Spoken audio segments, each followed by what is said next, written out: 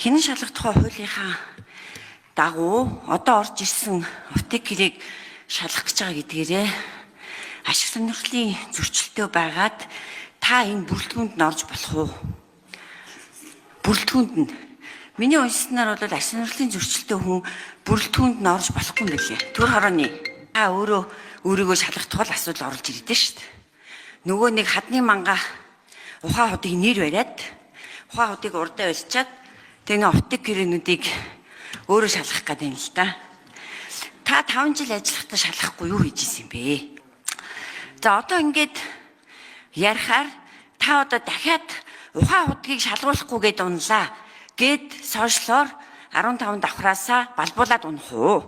Харьбины хэлцээр бол маш чухал. Нин шин байгуулагдсан гэрээ. Бидний шалгах гэдэг гол нюанс чинь тэр байгаа шүү дээ. Биержийн үнээр худалдаж авахыг айлын тал хүлээн зөвшөөрлөө. Гэхдээ 5% л хөнгөлт үзүүлээч гэж хүссэн айлын тал гээд.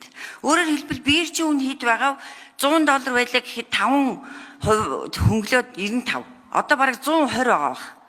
Тэгэхээр 100 гаруй доллараар зарах ийм боломж байсан биш үү? Тэрийг аль шатанд нь хэн болиулаад өнөөдөр $57 зараад байгаа юм бэ?